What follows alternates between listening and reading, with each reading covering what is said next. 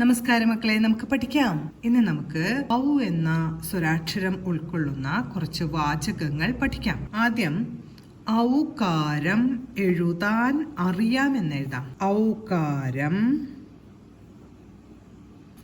ഔകാരം, ഔകാരം എഴുതാൻ താൻ എഴുതി ആന്റെ ചിഹ്നം എഴുതാൻ അറിയാം.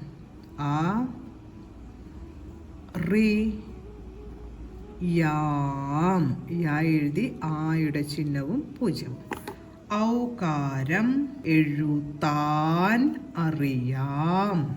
അടുത്ത് നമുക്ക് ഔചിത്യയോടെ പെരുമാറൂ എന്നെഴുതാം.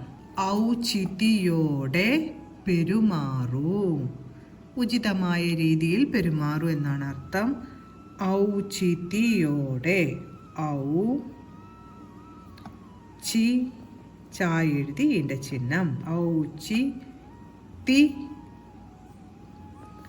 യോടെ,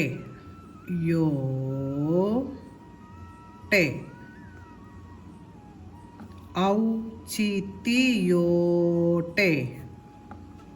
പെരുമാറൂ എന്നാണ് കേട്ടോ അടുത്ത വാക്ക് എഴുതുന്നത്.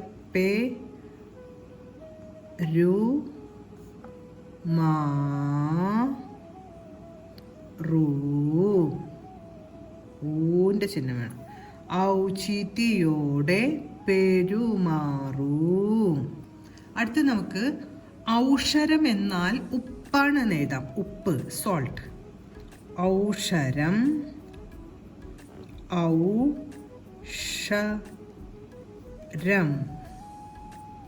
ഔഷരം എന്നാൽ ഉറപ്പിച്ചു വച്ചിരിക്കുന്നുണ്ട്. നായുടെ കൂട്ടക്ഷരം ആന്റെ ചിഹ്നം. എന്നാൽ ഉപ്പാണ് എന്നാണ് കേട്ടോ എഴുതുന്നത്. ഉപ്പ്, ഉപ്പ് പ്ലസ് ആണ്, ഉപ്പാണ്. ഉപ്പാണ്. ഔഷരം എന്നാൽ ഉപ്പാണ്. അടുത്ത് നമുക്ക് ഔപചാരികമായി കത്തെഴുതി എന്നെഴുതാം.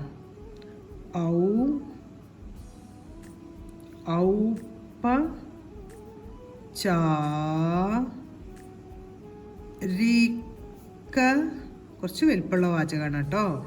ഔപചാരികമായി,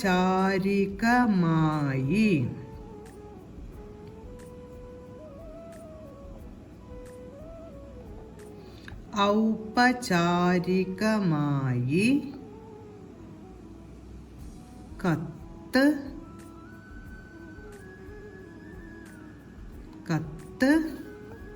എഴുതിന്ന് എഴുതാം. ഇവിടെ കൊള്ളില്ല, നമുക്ക് അടിയിൽ എഴുതാം കേട്ടോ.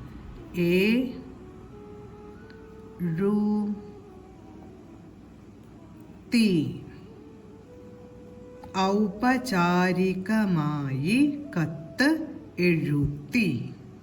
അപ്പം നമ്മളിന്ന് ഔ വരുന്ന കുറച്ച് വാചകങ്ങളാണ് പഠിച്ചത്.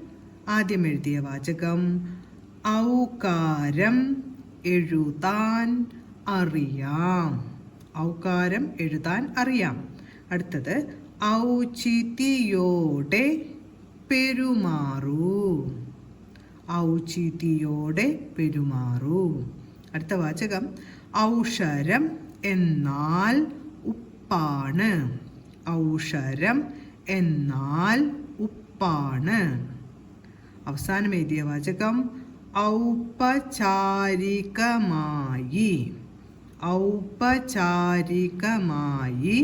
കത്ത് എഴുതി. ഔപചാരികമായി കത്ത് എഴുതി. ഇന്ന് പഠിച്ച എല്ലാ വാചകങ്ങളും പറഞ്ഞുകൊണ്ട് എഴുതാൻ ശ്രമിക്കണം. അടുത്ത ക്ലാസ്സിൽ കാണാം മക്കളെ. നമസ്കാരം.